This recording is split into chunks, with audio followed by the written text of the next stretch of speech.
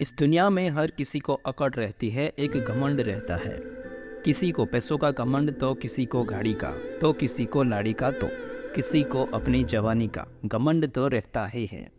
आज मैं आपको कहानी सुनाने जा रहा हूँ, वो 3 इंसान की है। अमलपुर नाम का एक गांव था जिनमें 2 दोस्त रहते थे। एक का नाम जयेश था और एक का नाम विशाल था। और एक तीसरा इंसान था, वो बुजुर्ग थे जिनका नाम मनसुख चाचा था। मनसुख चाचा बुढ़ापे में जैसे तैसे लकड़ी के सहारे चलते हुए अपने दिन काट रहे थे और भगवान से प्रार्थना कर रहे थे कि हे भगवान, अब कोई उम्मीद नहीं बची है, हो सके तो अब उठा लो।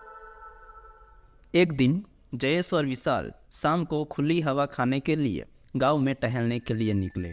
तभी सामने से मनसुख चाचा आते हुए देखे। तभी विशाल ने जयेश से कहा, अरे सुन सुन, देख सामने मनसुख चाचा आ रहे हैं, चल आज उनकी थोड़ी फिरकी लेते हैं।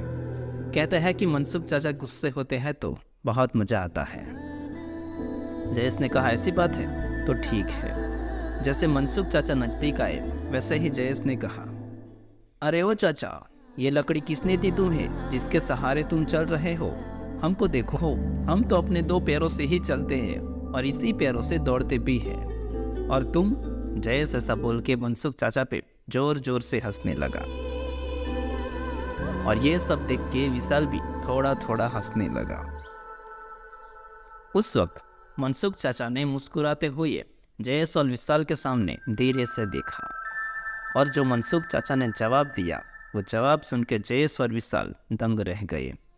मनसुख चाचा ने बोला, अरे बेटा, ये लकड़ी मुझे किसी इंसान ने नहीं दी है, ये लकड़ी तो मुझे समय ने दी है। और कहा जाता है कि समय आने पर सबको लकड़ी मिल जाती है। कुछ ही सालों बाद तुम्हें भी ये लकड़ी समय जरूर दे देगा।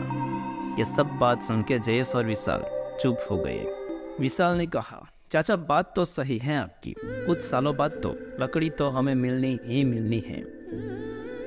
ऐसा कह के मनसुख चाचा धीरे धीरे आगे बढ़ने लगे और विशाल और जयेश भी थोड़ा थोड़ा आगे चलने लगे।